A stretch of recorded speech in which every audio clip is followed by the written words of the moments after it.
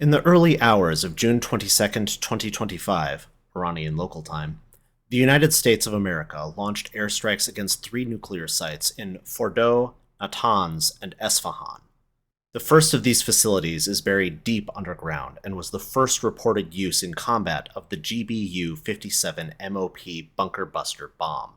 In announcing the strike, Donald Trump on Truth Social also said, "Now is the time for peace."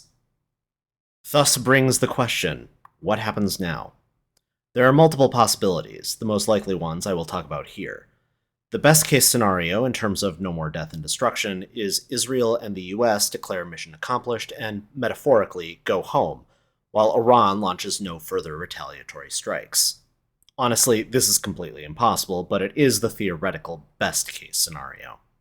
So what is a more likely best case scenario? The first part remains the same. Israel and the US declare victory for having destroyed Iran's capabilities of developing a nuclear weapon. However, Iran cannot take such a strike from the United States without responding at all. So the best case here is that Iran targets US military bases within the Middle East, but in such a way to minimize or, if possible, prevent American casualties. Early indications are this is probably the route that Iran is aiming for. Iran doesn't want a war with the United States of America. They didn't even want the escalated conflict with Israel. The Iranian regime's rhetoric and official goal may be the elimination of the Israeli state, but current Iranian leadership doesn't want to pursue that objective at the cost of their continued rule of Iran. As I said in my last video on preemptive versus preventative attacks. If you haven't watched it, the link's below. Also, like, subscribe, ring the bell. If Iran had really wanted to pursue the elimination or destruction of the Israeli state at all costs, they wouldn't have prevented Hezbollah from fully engaging Israel after Hamas attacked in October 2023. In addition, they wouldn't have stood by as Israel obliterated Hezbollah's leadership and military capabilities. This is getting a little off tangent, but it was this successful degrading of Hezbollah's capabilities that allowed for Israel to even make the kinds of strikes that they have been doing against Iran. Hezbollah was Iran's deterrent against Israel. That's why Iran supplied them with so many weapons, especially rockets. But back in the present, Iran's response will almost certainly be measured, as they do not want to escalate the conflict further. Now, there is the possibility that no matter what Iran does, Israel will continue their airstrikes. Israeli officials have actually given three justifications for attacking Iran: their nuclear program, their stockpile of ballistic missiles, and the proxies they arm that attack Israel. And the Israeli, and now US, strikes against the nuclear program only deal with one of those. Israel in their recent strikes have also been targeting Iranian military commanders, including ones with government positions. So it is possible that Israel will continue that program, for lack of a better word, with a possible goal of regime change. If that is the case, I would argue it would be immensely short-sighted for Israel to pursue. Given present circumstances, if the current Iranian regime were to collapse, those most able to take advantage, i.e. those who have the weapons and position to take control, are even more hostile to Israel and willing to strike Israel more directly than the current government. And with Israel's attacks on Iran, the Iranian people as a bloc are more willing to support military strikes against Israel. In this scenario, the back and forth between Iran and Israel would continue. As for the United States, it depends on how they respond to Iran's inevitable retaliation for US airstrikes. It's possible the US will ultimately accept those strikes without further escalation against Iran. Another possibility is the opposite. Israel halts their airstrikes, but conflict escalates between Iran and the US. This would most likely come from Iran's inevitable strikes against United States military targets, leading to a US response, which then escalates from there. In such a situation, US involvement may remain at airstrikes.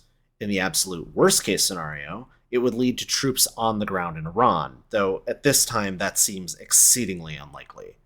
Of the options I listed, the one I currently see as most likely is Israel continuing their airstrikes against Iran while the United States halts further operations even after Iran's retaliatory strikes against the US, assuming that Iran limits American casualties. Having said that, in my personal opinion, Netanyahu will also attempt to push the US into further involvement. The reason I believe this? If Israel is actually pursuing a policy of regime change in Iran, they can't do it on their own. Certainly not in a way where they can seriously try to direct the outcome.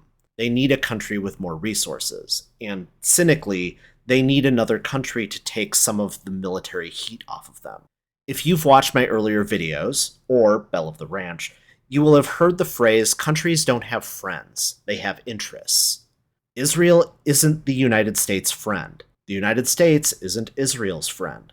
The two countries have had mutual interests, but they are their own interests.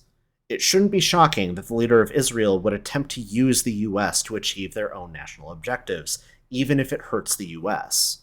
Well-led countries, or countries with options, generally don't pursue policies that actively hurt their own interests in favor of another country's interests. But the US has done that to other countries in the past, so in that regard, I guess this is a taste of the US's own medicine. To summarize, best case scenario is Israel and the US declare mission accomplished and stop their airstrikes. Iran retaliates against the US, and the US doesn't escalate. Second scenario, Israel does continue their air campaign. One possibility here is the US doesn't get involved further, which would leave us at what amounts to an air war between Iran and Israel, with no clear end in sight. The less good option is that the US gets dragged more directly into the conflict again, in effect leading to Israel and the US being at war with Iran, with an ultimate goal of regime change. I would characterize this as about the worst case scenario, especially if it puts boots on the ground in Iran. Third scenario, which ties into that last one, Israel ends their airstrikes, but the US escalates from the Iranian response. In this situation, the conflict shifts from one of Israel versus Iran to the United States versus Iran.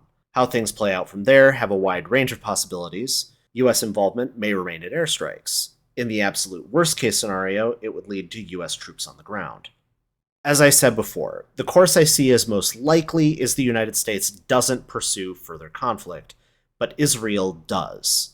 How events ultimately play out from there is anyone's guess. But I do hope, with Iran prevented from attaining nuclear weapons accomplished, both Israel and the US end this war, even if, especially if, it means allowing Iran the last strikes. Thank you for listening. If you enjoyed the video, please hit the like button. If you want to hear me talk about history and politics in the future, hit the subscribe and bell while you're at it.